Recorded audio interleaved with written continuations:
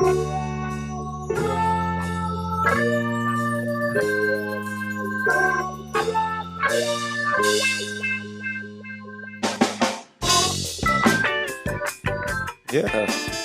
and that's the sound of a Topo Chico right there. I could almost sense the Topo Chico. I could feel the effervescence in the bottle popping. We need to get you a case to have stored ice cold. It really is the best thing. I shit you not. It's so refreshing. So refreshing. It's Friday. It's Topo Chico Friday. Are you doing anything this weekend for Labor Day? I am tonight, remarkably enough, because of our sponsorship with Topo Chico.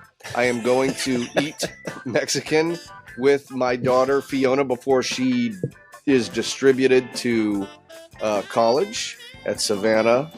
College of Art and Design. Otherwise known as SCAD. SCAD, thank you very much. This Thursday. So we shall go have some tamales and tacos and what have you. Topo Chico, maybe a margarita for Dad. Nice.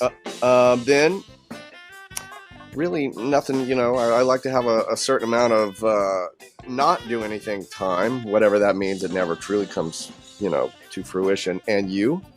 Oh, well, tonight is Friday Night Lights, so Willington has a game, St. Helena High versus Healdsburg. Okay. So we're going to go up and do that. Play a little golf tomorrow, and prepare for the Georgia UT Martin opener. That's right. So that's going to be sweet. And then and just chill, really. I mean, I don't have any other big plans. I was out this morning sampling vineyards for grape sugar and seeing, trying to set up our first harvest pick. So I'm pretty much doing that Saturday and Monday. I don't know. I mean, we're not ready to start picking, but I never take off Labor Day. It's normally I'm always picking for harvest, but this year is late. So it's all good. Picking is this time. I mean, is this the time of year? This is full on picking time. Harvest time. I normally say, our harvest period is Labor Day through Thanksgiving. Okay. We're picking. Sometimes I'm picking. Last year I started picking August 20th. Mm-hmm. So that shows you how much later we are this year. I might pick stuff early, and then I'm usually almost always done by Halloween. But once you're done picking, you still have grapes that are out there fermenting, and you're not done with the process. So I say Thanksgiving we're generally done, and this year it's definitely going to go up to Thanksgiving. What dictates pushing it back, pushing it forward in terms of you picking? The weather.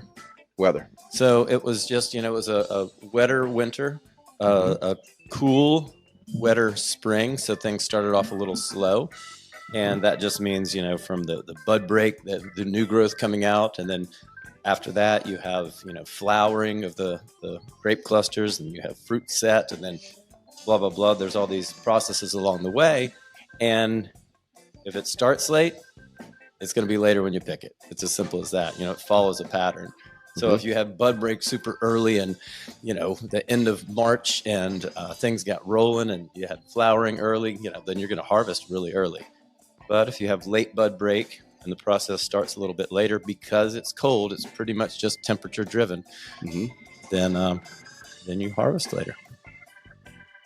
This is fascinating information. Do you like this setup? Is this I love it. It's lovely. It's a lovely view of your studio and whatever I always eludes me again what you name this room. The greenhouse. The greenhouse. It's just a beautiful room of funness. And it's people would think greenhouse as in a growing room, but no, it's just the walls are green and the trim is green, so I call it the greenhouse. It is literally the greenhouse. And you know what? We've done like a few different iterations of how we were going to record and set up here. This being the podcast about starting a podcast. Yes. But when we first started messing around, this room was not complete. And then when we did start doing some recording in here, there were no carpets or anything on the floor, so it was super echoey. So I think it sounds better now. Then I also like, in the theme of drop the check, that it's, Mhm. the concept of it being, people just sitting down for a meal and having a conversation, and then, you drop the check at the end. Well, how appropriate is that, I've made this table here, my dining room table, and it's just like we're sitting at the dinner table. How about that? It's perfect. It really, I feel a little inadequate and maybe envious on this side of the table. Well, you're I in feel like- HQ. You're headquarters. Well, yeah. Well, I mean, where? Maybe. Hang on. Is there like a front of the house? Yeah, Like the front of there the you house, go. somewhere that's in the front of the house. That doesn't I'm front get of the to, like, house. You're back of the house. See, I'm the back of the house. Yeah. That's just the mark of my life. There's I like this symbolism there. It's wonderful. It looks beautiful. For anyone that could not be able to see this, there is Robbie is sitting at a lovely dining table with an empty glass of wine right now. A wonderful, probably the most wonderful sparkling water Topo Chico in front of him. Yep. And it looks like it would look like when you go to the sometimes you get to go to the restaurant and you get to have that little off room, or maybe sometimes even the one that's right attached to the kitchen. Yeah. It's somewhat of the look that you have there in that room that you are, Robbie. I agree. I can get that vibe. I think that's a good thing. I like that. I do have the empty wine glasses here because I don't know. I mean, I did get a couple bottles of Pearson Meyer in case Joey wanted to taste those. He may bring one of his, wines. I don't know. Okay. Obviously, we've said many times, the point of this is not to sit here and talk about wine or food for that matter. It's our conversations with our friends and colleagues and all of that kind of good stuff. So, but you want to be prepared. Right? Sure. How embarrassing is it if you show up at a winemaker's house and it's like, can I try your wine? No, I don't have any. Do you have a glass for me? No, I don't have any glasses. So, I like to have it here. Now, I prefer to drink my Topo Chico out of the cold bottle that it comes in. Okay. But I did offer a little water glass here as well. That's interesting. It's proper dinner service. You want to absolutely provide the right. guest with whatever, suits their terms. That's important to some people. Some people like their beer. They like it. They can go, I like it out of the bottle, the can. Me, myself, I like the proper glass. Well, what do you think? Let's bring it on. Let's start this service. That's a good thing. Yeah, let's begin service. Are we ready for service? Let's start this service. Welcome to Drop the Check. Today's special guest, wine and children maker, restaurateur and entrepreneur, and quickly becoming an internet sensation, Joseph Wagner.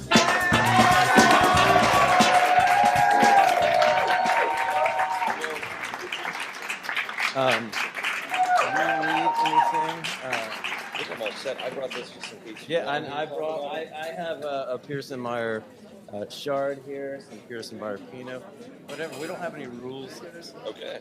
Let's just go with the flow. Like the water. Mike and I laugh all the time about Topo Chico, my favorite water. I totally agree with you. And it's the best water, right? I like the kick that it's got. It's a little more carbonation. Yeah, and the bubbles are finer. It's delicious. Mike, for your benefit and for everyone listening, Joey Wagner is a local here in Napa Valley, and you basically, other than school, have spent your whole life here.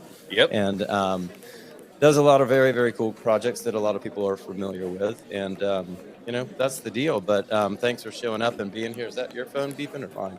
I think that's yours, but yeah, thanks for having me. I try to tell everyone to turn this shit off, and I'm the one who's definitely leaving. It happens.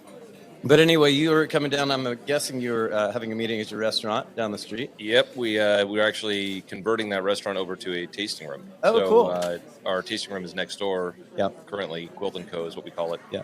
So we have all of our brands that we sell nationally, but then a lot of our DTC stuff that's much smaller in production, just our fun little projects. Yeah. We needed more space, so we moved into the next door building. Restaurant business is tough. Yeah. I would recommend anybody thinking about getting into it, don't.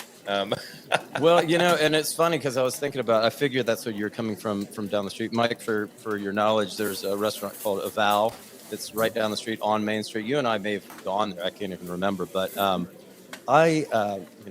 going back to you growing up here, when we were younger, I moved here when I was 25. we wouldn't come to Napa. Oh, not at all. Not at all. I mean, we lived up valley, and to differentiate it, up valley is Calistoga, St. Helena, Yountville, Oakville. Down valley is Napa, effectively, and we would just stay up valley. There's nothing to do down here. So after the reconstruction of the floodplain and all of that development, people like you that came down and opened up restaurants. I mean, I was all about it because I only moved down here 4 years ago, and like I try to go there and support. I try not to eat at home. I try to go support all you guys who have gone through the effort of. Your restaurant was beautiful. And the tasting room will still have food. We still have the culinary team there, so we're not losing that part of it. But we just felt we needed more space for tasting and wanted to incorporate food and wine pairings. Yeah. But I mean, to your point about downtown Napa, it went from 20 years ago when I was a kid. It was the Skid Row version, of Napa. I mean, it was people didn't want to be down here. There was a little bit of crime, not bad, just petty stuff. And after the planning department, which I don't generally give any government, local, federal, or anything credit, I got to give the local government credit. They did a great job in replanning this historic, core of downtown Napa. Yeah. And it's turned out to be just a great place for people to end their day. There's more hotels down here. There's great options for dining, good tasting rooms, and you spend your day up valley. You're enjoying, the beauty, the scenery of this agricultural region and the ag preserve and great wineries. And you come down here, have a bite, go back out, and it's a little more lively than what the old Napa used to be. Which Way more lively. Shut down at 9 p.m. That's it. Totally. Although it's funny, at a vow one night, I was thinking about this earlier too.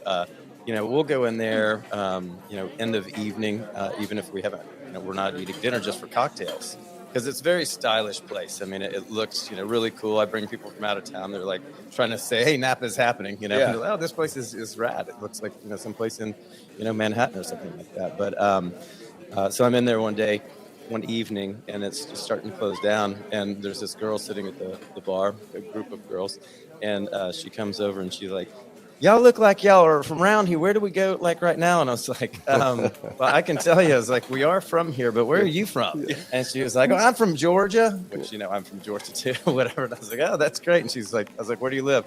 You probably never heard of this little place called St. Simon's Island, which is where my dad lives. No way. And so she lives like 4 blocks from my dad. Wow. So I was like, see, you come to Napa Valley, and, you meet all the local Southern people. We find a way for locating ourselves across the country. Somewhere about us Southerners, right? And the funny thing is, I was with Kent Jarman too, who's Louisiana guy. So all the Southerners come. On that note, California. Since you said a Southerner and you met a Southerner there, and you guys jumped right into that, both of you guys are in Napa. Kind of maybe if you could give us a little background, Joey, like even how you got here. Like, well, what is your background that got you to Napa? Birth? Yeah, so let's back it up. It started with birth. Before that, it started with immigrating. Yes. So, no, my family actually immigrated here in the 1850s, which at least my first relatives that landed here in Napa were 1850s, which was way early on. It wasn't much, right?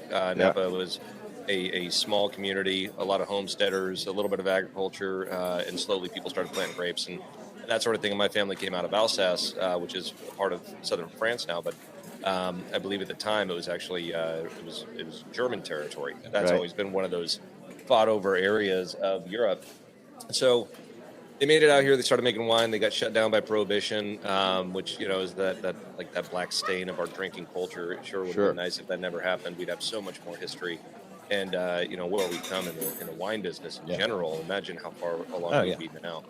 I was so fast forward to the 70s. My family wasn't making ends meet. They were growing grapes still, making home wine, predominantly prunes and walnuts. Though is what they grew, and they weren't making ends meet with that. So they were going to either sell the farm and move to Australia, or they were going to. And at that time, the Australian government was giving water and land away to American farmers, trying to bolster that part of their economy, at least grow it a bit. And my grandfather was about 60 at the time, and he asked my grandmother and dad, said, "Hey, if we're going to stay here, we're starting a commercial wine business, and but I want all of us to be in on this if we're going to." And my dad said, "Yeah." He was 19 years old. This is early 70s or 60s? This is early 70s now. Okay. So they were making the decision in the late 60s. They built a small winery and eventually had their first vintage in 1972 under Candace Vineyards. Yeah. So it still wasn't a cool thing back then. Wine was, it was still thought of as kind of like, if you want good stuff, you got to get, what France has. Of course, right? no respect for the U.S. Yeah. And soon enough, the drinking culture and the fine wine culture had been migrating through the U.S. already, and they were just waiting for American producers to be able to produce something that would be at the level of what the old one was, and they were able to kind of knock it out of the park with the Cabernet here, establish a brand, and then fast forward to when I was born, 1982, born in Rutherford. It was me, my brother, and like 2 other kids our age. It's a tiny town. Very tiny. you blink and you pass it. Yeah. But agricultural community. And what I got to see in my life growing up here was that you still have that ag piece of it, but it was predominantly agriculture through the 80s and 90s. The 90s is what really changed it, where you had this amount of money coming in from the dot-com boom. Yeah. People buying their piece of paradise, building their winery, their cult winery, and that sort of thing. And so it really elevated Napa on a world stage very quickly. And I got involved in 2001, started making my own wines. Yeah, so I was trying to put that time frame together. So you were right at 21. Did you go to Davis? I didn't. Okay. No. So at 21, you're already starting your brand. Were you working with Camus at that point? Well, so what happened was I actually moved to Mexico. Okay. And I was farming table grapes down there. Okay. So I took a semester off. I was chasing a girl around, I'll tell you that. Of course, so there you go. That's how it all comes down. So, That also happens. So I was chasing a girl around, and we were hopscotching to different colleges, trying to, be close to each other and adjusting to, whatever school, and doing these kind of like inter university transfers. And I took a semester off, and I was going to be transferring to Davis finally, and going into the VIT program, or viticulture and enology program. And I took a semester off, went down and thought, I'm going to go farm table grapes. Had an opportunity. It was in the middle of the desert, and did that for 6 months full time, and then continued on part time for about 2 years after that. When I moved back, I was like, man, I'm getting a paycheck. I'm in love. Yeah. I want to start a career, and began working for my dad in vineyards, and then started making my first vintage of Pinot Noir in 2001, and that was kind of like, it was not a cool thing at the time. Right. Yeah. And that was under Bell Gloss? Yep. Yeah. Yeah. Okay. Which is, can you I'll pull that up. You want to open it since we're talking about it? Yeah, let's do it. That was 2001 when you started that? The first vintage? Yeah, first vintage 2001, released in 2002, and then... Which became, pretty prominent for Pinot Noir, for some of the first California Pinot Noir that was on a national stage. I was into wine in the, 80s in Atlanta, Georgia. Not a lot of people were. Yeah. But, we loved our Pinot. Of course, from the East Coast, we favored European wines. But there were, California Pinots that were around. But in terms of a national stage and national presence, Bell Gloss was definitely one of those first ones that had a lot of exposure. I'll tell you, it was a hard sell in the beginning. I learned a lot in those first couple of years. Part of it, of course, was that people weren't familiar with it, with California Pinot Noir, and at the price points we were at, they're like, my customers come in, they're looking for Burgundy. And so I had to create a new strategy, and that kind of became this whole restaurant focus by the glass, coming out with a lower priced wine, and that evolved into what became Mayomi.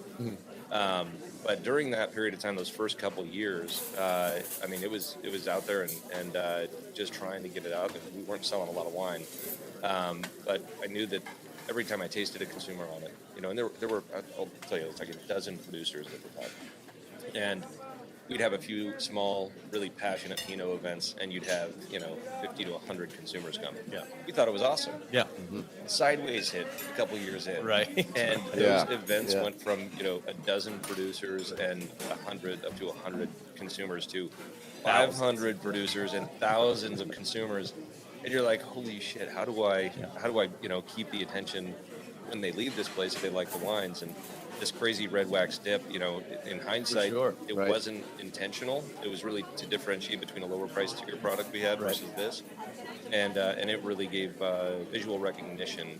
So I just imagine a consumer walks into a fine wine shop and they're like, I had this Pinot, I loved it. I don't remember the name because none of our names are easy to remember. It's right. And it's like, well, it's got this crazy red wax dip, and they're like, oh, that's got to be Bell Gloss. Yeah. And so I really think that helped keep us in people's minds during that growth. And isn't there a story, which I think I know, but I'll let you say, about the wax? Didn't you have to do some research on getting that taken care of? Is this true, or someone else tell me? Well, there's a lot of stories about the wax. But does it have to do with the bourbon? Oh no, there is one story with the bourbon, with Maker's Mark. Okay. I wasn't going to say names, but yeah. Well, I could drop the name. So I'd have a lot of people call them and saying like, this is a pain to open. You got to make this easier.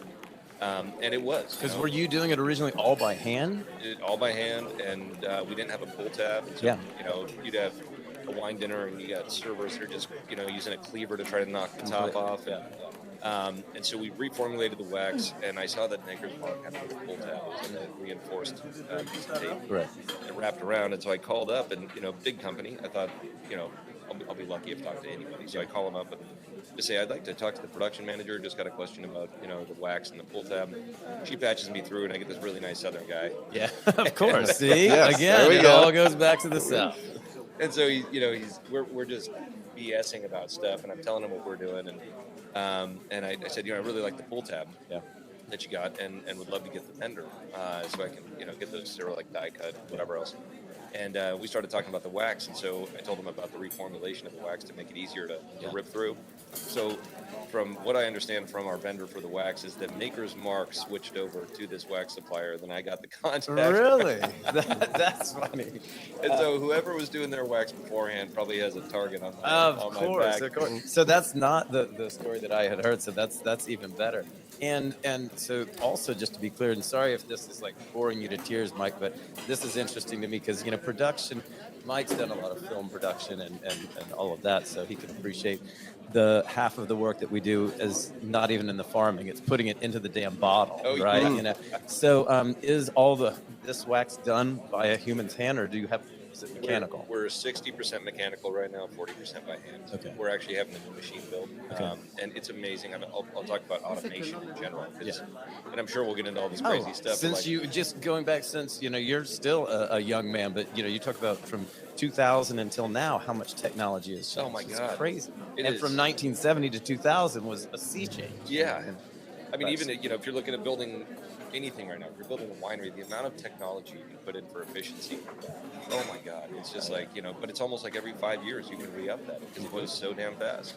So here's something I thought about, Joey, when you were just talking about, there's a couple things that you mentioned that I thought about in terms of perception and where we are right now, and even how you've evolved with wine. When you said that you came here and you started making wines, and people are not accepting those because they're thinking, really the wines that are supposed to be coming from France right now, and so these California wines are not there. And then the perception starts to happen here. But two things that you mentioned that ends up being more of like marketing than product initially ends up being that wax is like the blue mark next to your name in social media, which you started to create the verified blue mark, right? And then you said Sideways. When Sideways hit, all of a sudden you can't keep wine, you can't keep it because the perception is, holy shit, everyone's got to have this wine, right? I think that's very, very true. I mean, you got to have something that stands out that, and I mean, it's not always easy to find something, especially in wine packaging, which has been very much the same for centuries. Right. You got a glass bottle, you got a cork, and you fill it and you put a label on it. And so having a feature that really stands out, I learned the value of that young, and it was completely by accident. But in any case, I think you can make that point where you want something that is a standout feature that people gravitate to, that they remember, and that'll help keep it in their craw, so that they absolutely right, they become fans. Yeah, it is. It's interesting when you're saying that about like the marketing or the movie Sideways, and here we are on the ground worried so much about our farming practices and our fermentation techniques and whatever, and we do a great job of that. But then things without our control change everything, and that's the American consumer. But I mean, I think that's still worldwide and everything. I mean, I don't know. It's interesting, but so I know that obviously your family was in wine, but it is interesting that you left St. Helena, left Napa, go down to Mexico. why was there this ambition to be farming, be grapes, just because it's what you knew? Did you think anything about it? Did you think what Dad and Granddad did is cool, or you just liked it? I knew enough about it. I'd worked in vineyards predominantly growing up, and then when I got into my later teenage years, my dad let me work in the winery a little bit. But I really loved vineyards. Agriculture was always my thing, and looked at table grapes. It's like, let me just try it out. I've got an opportunity. He was a farmer that was down in SoCal, and so I went down there and learned a ton. I mean, if you think about growing grapes, we're going for purely quality and Here. balance here, right? I mean, that's what we do with wine grapes. When it comes to table grapes, the ones you're buying at the store, it's really about sugar and aesthetics. Mm-hmm. And so you want to reach your minimum sugar of 15.5 or 16 bricks, and then it's got to be a beautiful cluster. Yeah. And everything happens so fast in this growing season down in the desert, right? You're hitting 115 degrees. You got full canopy on a gable system, and you're trying to protect the fruit, but you're also growing the hell out of these vines. I mean, they grow fast. And are they getting just one harvest? Or are they just one down there? Just one harvest. You could push them to two, but then you're using a whole lot of chemicals, which is a crazy thing to think about. Getting 2 harvests in a year. I know. Well, go to Hawaii and it's like, so again, to clarify, we get for our wine grapes for what we do, we have our 1 harvest per year, and the growing season kind of goes this very simple calendar. But in warmer tropical areas, you can push vines. They really effectively don't have to go dormant. And they'll just keep cycling through the process, which is crazy. I think it kills the vines pretty. There's a lot of stress on them. It does. And I mean, I've seen some, during that time, I was able to go around and see a lot of other table grape farms, and the amount of I mean, you think about it like you're loading yourself up with steroids, right? You're doing the same thing to these vines. You are going through your irrigation system, you're going through your foliar sprays, you're loading them. And I've seen vines split open and foam out excess nutrients, like that pumping them up so much. They're getting so big, and then you girdle the bottom of them to try to to stop the sap flow, so you actually increase the size of the berries. You're just putting these things through hell. I mean, like I think pushing them two harvests in a year is too much. Yeah. So you just went down there because you loved farming and doing that whole thing. That's pretty cool. Learned a lot, and then applied that when I got back here. Just a very different lens. Of course, but it's farming. I mean, there's people that there are people who come into our industry or come into the Napa Valley from other areas. Lots of people, like you said, from like tech or whatever. They might be a successful doctor or lawyer or business person or whatever, and have a bunch of cash and come in and think they know how to do viticultural and winery operations, and they're terrible at it. But I do find that people that come in from sometimes like from restaurant business or something like that, actually do well because they understand the inner workings. And while farming for wine production is different than farming for table grapes, you still have the knowledge base and passion and the understanding of the work that goes into doing it. So it does tie in, for sure. Well, there was a senator who had a quote. It's a long quote, but I'm going to piecemeal parts of it together. It was Daniel Webster, and he was like in the 1840s, I think, right? And so he had mentioned something to the effect of, when tillage begins, other arts follow, right? And so he wasn't applying it to wine, but when you think about the first time you start cultivating and you're growing something, you're controlling it. Everything that follows is some form of art to create the product that's going to be enjoyed, right? And I think that applies very well to wine. He also said that farmers are the foundation of human civilization. Yeah. Prior to that, you were a bunch of roaming barbarians going around hunting and gathering and everything. I was like, God, we could make it a lot easier. Yeah. That's right. So I thought it was a great quote, and I've always loved the idea that farming is really the core of our civilization, whether people want to admit it or not. I mean, I got plenty of haters when I post something like we're ripping a vineyard. We're loosening up the soil 3 feet down, so the vines, the roots have a little more space to grow. And you're like, oh, Mother Earth is dying, and you're like, oh my God, buddy, what? You don't eat meat, probably. Are you also not eating soy products? Right. Exactly, because that comes from. There's a lot of things that die when you create when you make soy products. Well, you're talking about like the haters out there of what we do. There's another funny thing, and this is I won't mention names or whatever, but I'm farming a vineyard right in the heart of St. Helena. And I try to be, good steward to the neighbors around there. Yeah. But of course, this is a non-St. Helenian who bought a home right beside this vineyard. And, we have wind machines going from time to time, or we're spraying in the evening, or in this case, it was at harvest time.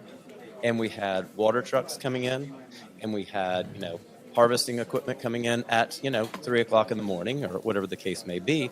And the guy lives right beside the vineyard, and he started like calling me on my cell phone in the middle of the night, complaining, can you keep those out of there? And I was like, sir, I'm going to try to do everything that we can. By the way, this guy also, we were redoing the vineyard. We had end posts sitting there, and he calls up nicely, hey, are you using those end posts? Can I have them? Like, sure, trying to be a nice neighbor. Go ahead, take whatever you want. Just, let me know. No good deed goes unpunished. Right. That's right. And so now he's calling me in the middle of the night, and he's like, you blah, blah, blah. And I'm like, sir, you live right in the middle of an agricultural community. This vineyard was there. You moved in later and bought your house knowing you were right beside a farming.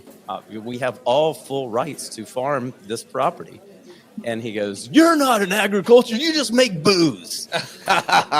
Yeah. And so I didn't even, I hung up on him. Yeah. This is literally at 3 o'clock in the morning. And, that's that attitude. Like, oh, we want to come to wine country where it's beautiful and blah, blah, blah. But don't, make any noise and don't farm. You're not really a farmer. And that's what really ground my nerves. It's like, same thing, my family back in Georgia, they don't think I farm. It's like, what are you talking about? There's a lot more time that goes into farming than there is into wine. I'll tell you that. Yeah. You don't get the farming right, you're not going to get good wine. But we have a vineyard right in St. Helena as well, and we've had multiple experiences like that. So, I just had one last weekend, and the police were called. And no joke. And so I'm talking to the officer, and then he's like, "Can you just call the guy?" And I'm like, "Yeah, I'll give him a call. I'll get his number." And he's going down this list of excuses, and somebody in my house has asthma. She had to close the doors and windows. I'm like, oh my god, she had to close the doors and windows. There's a little bit of dust in the air. It's not. We weren't even spraying. We were cultivating. So little things like that. But what we started doing, and this really works well to shut people up. Yeah. You say, look, we have an idea that will rectify the issue. So you guys have a little barrier, so you feel a little safer. So we just plant a row of high hedges right on our side of the property line, and they lose the whole view of the vineyard. Right. Exactly. Right. That doesn't just work. Not just also funny is they want the view of the vineyard. Yes. But they don't want the dust. That's exactly. It's like we had. It's getting into stupid farming stories, but it is kind of funny. I don't know, Mike, if this is entertaining at all, but I find it wildly entertaining. So we're farming up on Mount Veeder, and we, neighbors never complained about anything. And, we're doing our regular spray program, doing sulfur sprays, et cetera. And we had a little bit of a mite infestation, and we sprayed GC Mite, which is a product. Have you ever used it before? I have not used it. GC Mite is garlic clove. Okay. It's beyond organic. It's literally, emulsification. Like garlic and clove. Well, it smells like garlic and clove, but you maybe not identify it when it's just floating there like that. We had more complaints from neighbors. I'm choking. There's poison coming in. We're like, it's garlic and clove. We're trying to be as nice and responsible as we can, and we get more complaints about that than any sulfur spray. No, that's impressive. I got to look into that. That sounds good. Yeah, it works. There's lots of products out there. Maybe you could spray it in that vineyard next to that. Yeah, really. Or on your salad. Yeah, exactly. Well, anyway, so then just moving forward and continuing on. So you found good success in developing first with Belgloss, and then expanding that into Naomi and into your other brands, and it's just nice to see and to hear that backstory, that you had that passion just to do it and just to be a part of it.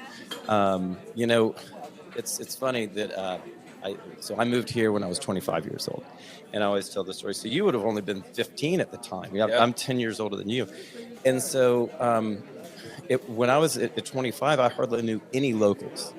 And, I say now, there was either one of two things. One, they're younger, like, you were, or a lot of the guys who were my age had gone away and were like, fuck Napa Valley. I want to get out of here. I lived, I'm a country boy. I got to get out, get to the city. And they go out into the real world. And when I was like 30, they all started showing back up again. I got the same experience with all my friends. Really? Yeah. Oh, yeah. And still some of them at like 40, 42 are trying to get back here. Yeah.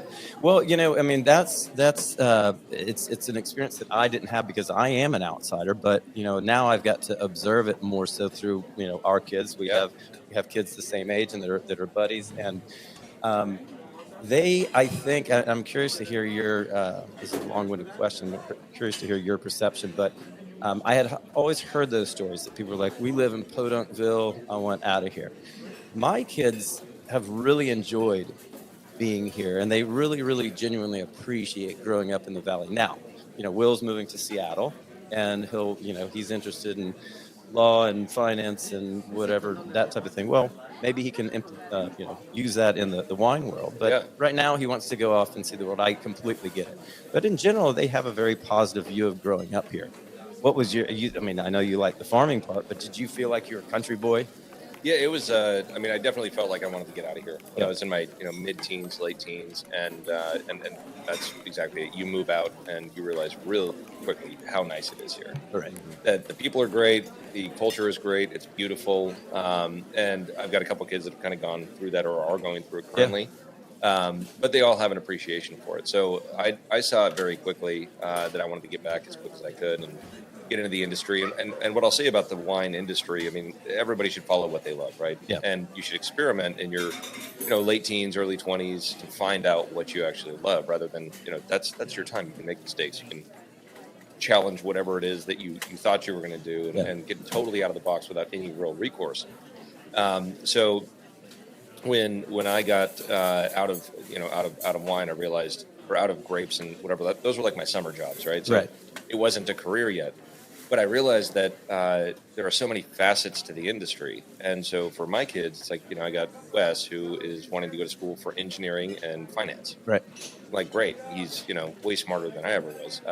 Got that kind of brain. And it's like, well, you think I can use this in the wine business? I'm like, ding, awesome. Okay, you're already like saying you got some level of interest. I'm not going to force you into it, but absolutely those two things would go a very long way. But in the industry of wine, everything from sales and marketing to the industrial elements of production, the artistry and chemistry of making wine and farming. I mean, one of the jokes that I say is like, not only if you have ADD, it's a great business. You can do so many things. Yeah, you're involved in everything. Well, you can do accounting and finance and law and engineering. I mean, it's all encompassing. And so I think that there's that part of it, and then the other thing is that pretty much anything you buy in life can be a write-off. Yeah, yeah, exactly.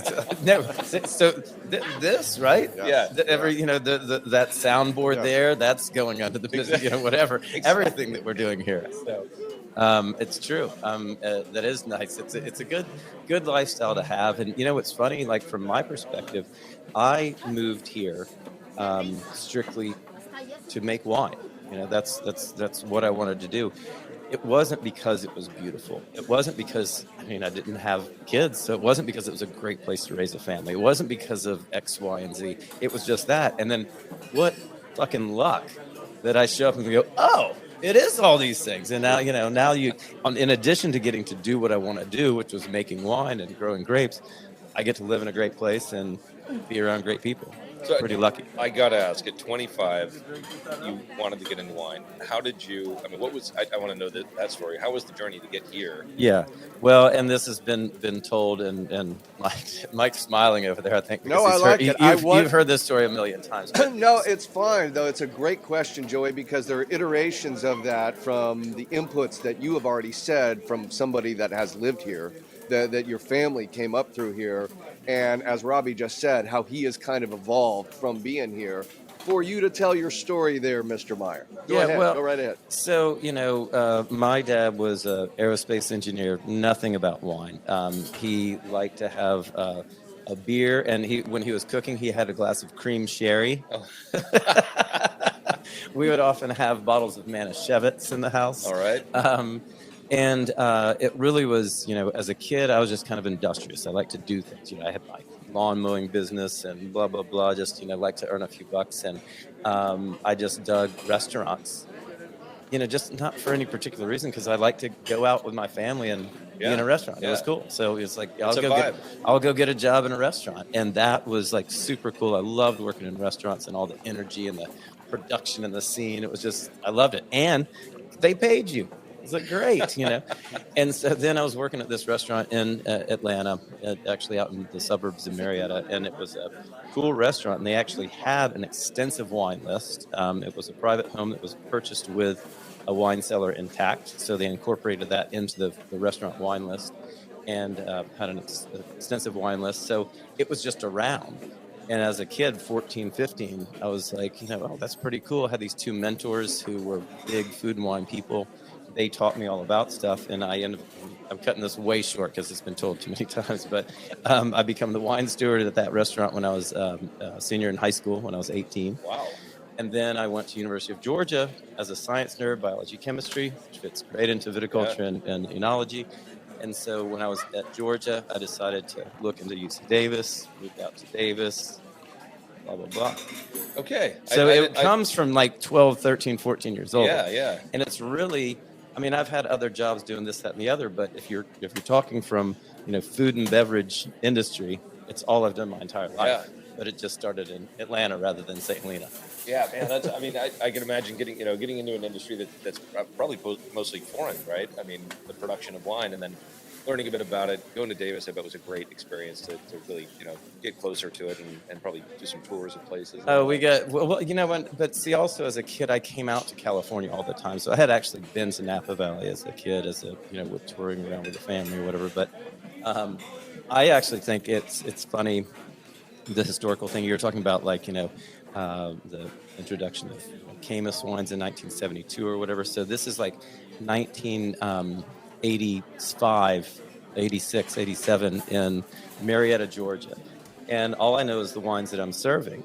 And so I served a lot of Freemark Abbey, Johannesburg Riesling. Oh, wow. Which I love that for so many reasons, but also then how cool and surreal is it that, I move out here, and who was the winemaker there at the time was old Charlie Carpy. Oh, yeah. Who now then, Charlie Carpy, my age, became a friend of mine, and then young Charlie Carpy was, a friend of our boys, friend. That's like, dude, when I was 17, I served, a shit ton of that wine, and now it's, so-and-so's dad or whatever. Or what else did I serve? A lot of,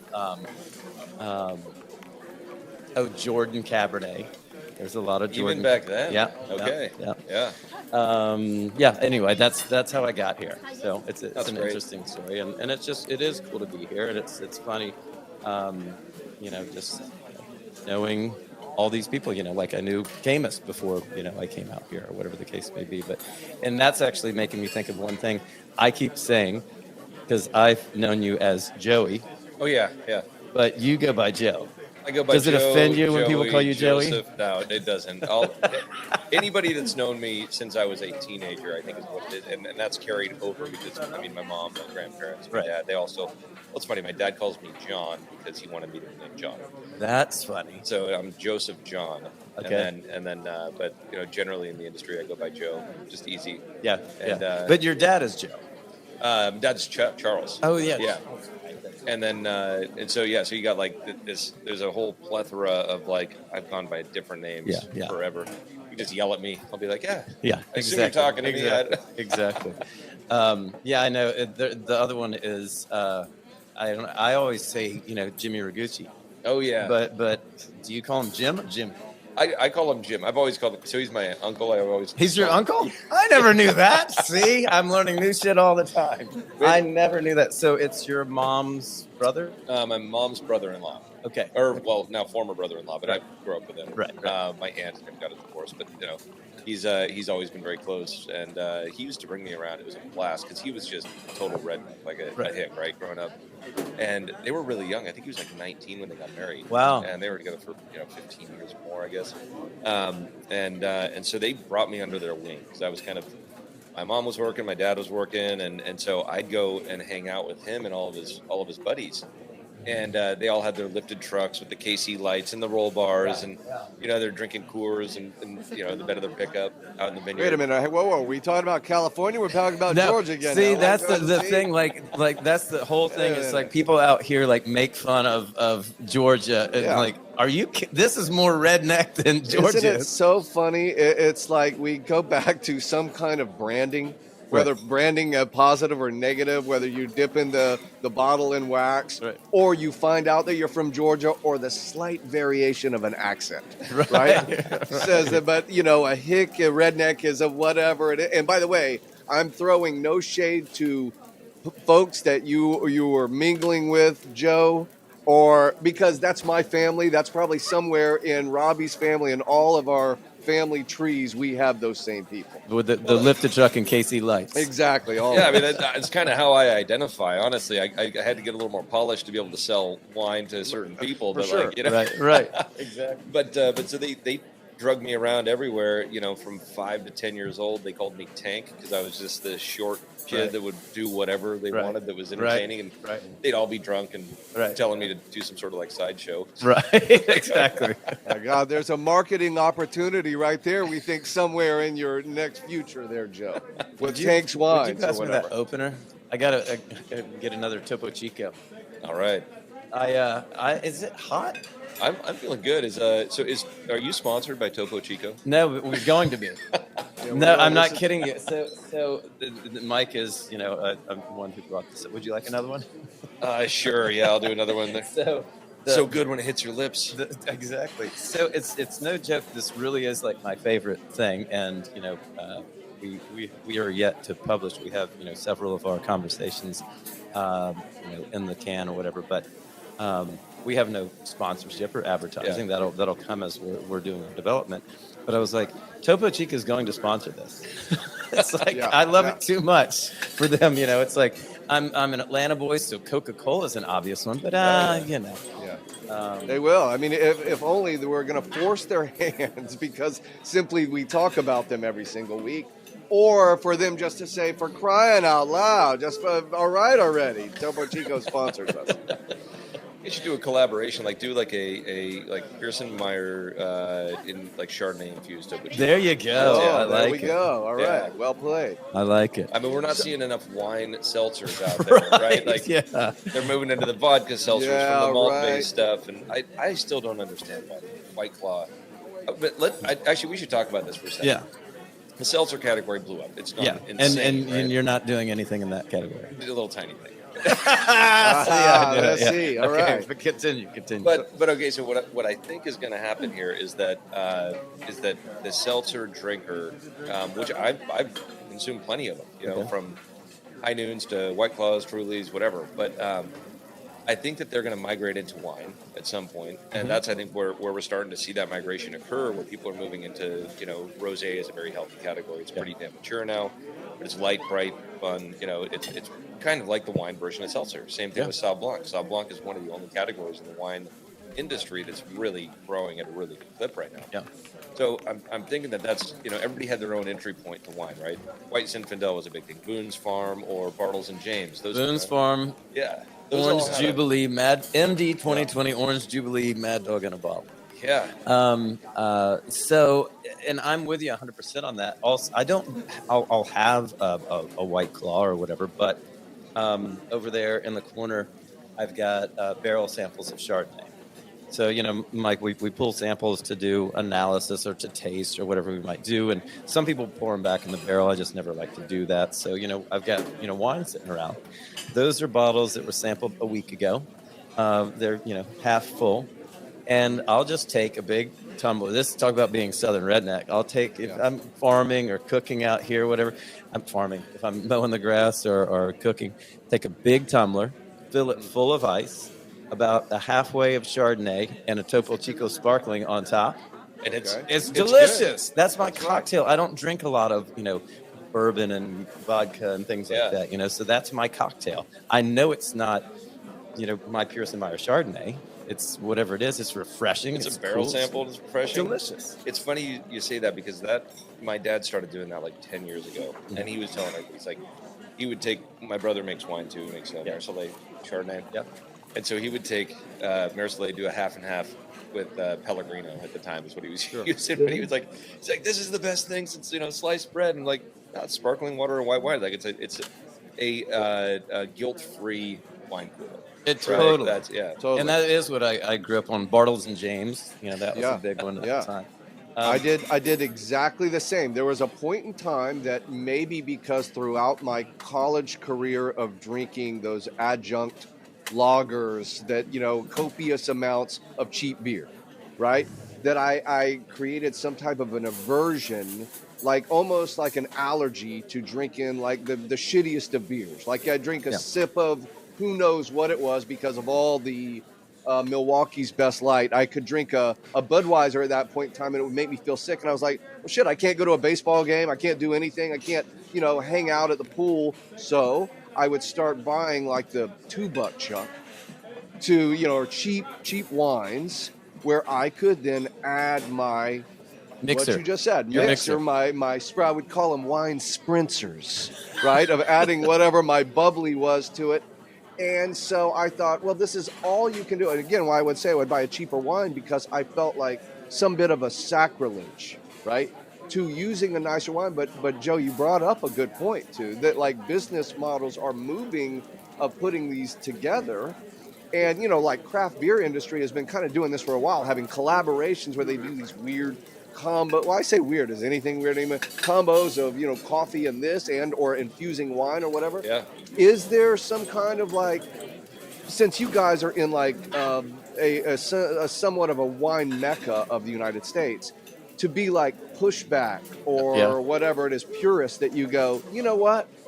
We're going to resist. We don't want to do that. Even it's moving that way. You kind of indicated it's moving in that direction. And you just said it, Robbie. You have them over in the corner. You're kind of doing it, but you wouldn't put your better wine in it. Is there that thought space where you guys say it's a pushback? You answer. I've got an opinion on it that it's not that like we may push back against it. Like someone may criticize, some of our friends or whoever our colleagues may criticize me for putting my Chardonnay on ice with Topo Chico in it. But more than that, if I was to make that as a commercial endeavor, there'd certainly be a lot of the fancy people who would poo-poo that, like, oh, did you hear what Robbie's doing? He's doing this cheap ass, blah blah blah blah blah. That's exactly it, and I think it goes for really any industry, and you gotta put your line in the sand at some point and say, this is what I want to be known for, what I want the brand to be known for, and that sort of thing. And when there's something like that where you're gonna have the, as we call them, the gatekeepers, and every industry has them. There's going to be people that are critical of you, and is that going to ratchet down what their level of respect for what you do is, and is that going to potentially damage the brand? I mean, I'll be honest with what I've gone through in my life, in my career. I mean, I make wines that are big and boisterous, and I'm pretty outspoken. I'm in a fortunate position of not being able to fire myself, so I can say some shit that people don't want to hear. Yeah, right. And that's a cool thing, but we're in a very dusty old industry as far as general marketing of wine, and it's not appealing to the younger generation. They need something different. It's not just the food and wine pairing and that sort of thing. Like, how do we bring that group up, but also still make sure that we are hitting all of the marks that are needed for really the core wine drinker out there that is ranging in age from, say, roughly 30 to 80. And so it really is, it's an interesting dilemma that we're in as an industry right now. The stuff that's growing is growing well, but most of the industry, most of the low price stuff is coming down. Now, things like doing, this, if you did a Topo Chico collab with, I mean, so let's sell it to them right here. So you're let's just go 50-50, and you're going to be coming in at like 7 to 8% alcohol. Yeah, it's going to taste great. You pour it over rocks, and I mean, I actually think that. You don't take my idea. I'm not going to just push those naysayers aside and just say, look, what are you doing to bring the next generation in? Because this is the kind of stuff they're looking for. Right. And, you go out on a date night and it's going to be like, I was drinking White Claw 5 years ago. Now I'm drinking this stuff that's got some wine in it. And I'm on a date night. I'm going to be fancy. I'm going to buy a bottle of champagne or Pinot Noir or whatever. And all of a sudden it's like, oh, wow, that really was great with the food. That's that moment that people get into and realize wine is a product that's meant to be shared and enjoyed and augmented, augmenting whatever you're doing. And it does just that. I mean, I think that's why our industry is full of good people, is that you're all trying for the same thing, but you all have mutual respect, and you're all at the end of the day getting around a table. Yeah, and to add on to that also in terms of like the pushback or producing this product, because I put that Chardonnay that I actually worked hard to make on rocks with sparkling water on top of that. That doesn't mean that I cannot produce at the highest level. That doesn't mean that doesn't exclude me from not being able to farm a certain way or to do whatever. A lot of the times that I see farming or work or wine production done with an air of snootiness, it's really like just being insecure. Yeah, I think it actually shows security. Go, yeah, I take my wine and put it on ice.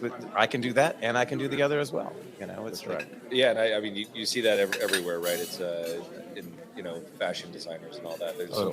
There's this element of holier than thou. I'm great. I should be worshipped.